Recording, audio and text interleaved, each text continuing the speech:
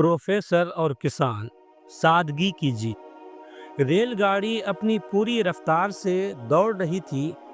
डब्बे में मुसाफिरों की चहल पहल जारी थी। कहीं बच्चे हंस रहे थे, कहीं सौदागरों की बहस चल रही थी। उन्हीं में एक प्रोफेसर भी अपनी किताबों के अंबार और संजीदा चेहरे के साथ बैठा था। इल्म का गुरूर उसकी आंखों से झलक रहा था। सफ़र लंबा था। वक्त गुजारने के लिए वो किसी दिलचस्प मसरूफियत की तलाश में था। इतने में एक किसान सादा कपड़ों और मिट्टी से सने हाथों के साथ आकर उसके बराबर बैठ गया। उसके हाथ में मूंगफली का एक छोटा सा थैला था, जिसमें से वो कभी कभी दाने निकाल कर मज़े से खा रहा था। प्रोफेसर ने किसान को गौर से देखा। दिल में एक ख्याल आया, क्यों ना इस सादा इंसान के साथ एक दिमागी खेल खेला जाए। चश्मे को दुरुस्त करते हुए प्रोफेसर ने मुहज्जब अंदाज में कहा, भाई साहब, सफ़र तवील है, लंबा है। चलो दिमागी वर्जिश करते हैं, एक खेल खेलते हैं। मैं तुमसे एक सवाल पूछूंगा। अगर तुम जवाब न दे सके तो मुझे 100 रुपये देना होगा। फिर तुम मुझसे सवाल करोगे। अगर मैं ना बता सका तो मैं तुम्हें 500 रुपये दूंगा। किसान ने चंद लम्हे सोचा, यानी या तो 100 का मामूली नुकसान या 500 का बड़ा फायदा। उसने मुस्कुराते हुए कहा, चलो ठीक है साहब, खेलते हैं। प्रोफेसर ने अकड़ कर सवाल दाग दिया, जमीन और चांद के दरमियान कितना फासला है। किसान ने बगैर देरी किए जेब से 100 रुपये निकाले और प्रोफेसर के हाथ पर रख दिए। उसके चेहरे पर ना तो कोई शर्मिंदगी थी और ना कोई परेशानी। प्रोफेसर हैरान हो गया, अरे भाई, तुमने सोचा भी नहीं? किसान मुस्कुराकर बोला, साहब, मेरा दिमाग खेत जोतने के लिए है, हिसाब किताब के लिए नहीं।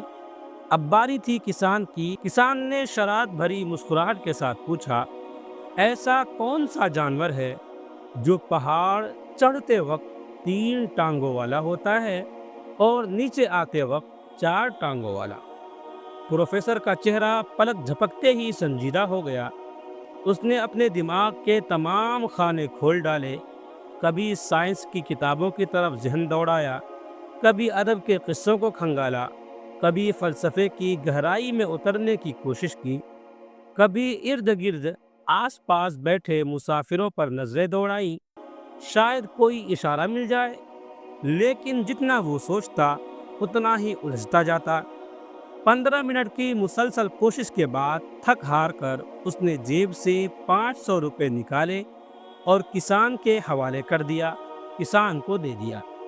किसान ने फातिहाना अंदाज में मुस्कुराते हुए पैसे लिए और मज़े से टेक लगाकर आंखें बंद कर ली, जैसे वो इस जीत का पहले से यकीन रखता हो।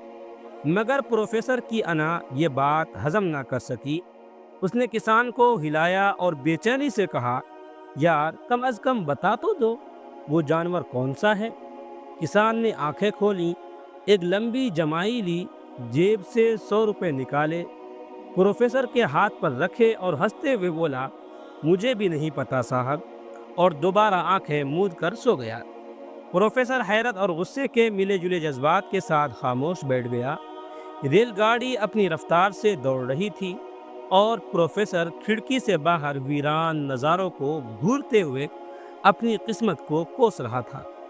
ये वाक़या हमें एक निहायत अहम और ख़ूबसूरत सबक देता है कि हमेशा किताबी इल्म पर गौर नहीं करना चाहिए। आप अपनी फितरी ज़िहानत से बड़े बड़ों को मात दे सकते हैं। ज़िहानत सिर्फ डिग्रियों और किताबों में नहीं होती, बल्कि हाजिर दिमागी और तजुर्बे में भी छुपी होती है। और हाँ, सादगी को कभी कमज़ोर ना समझो, क्योंकि कभी कभी सादगी में भी दुनिया जीतने का हुनर छुपा होता है।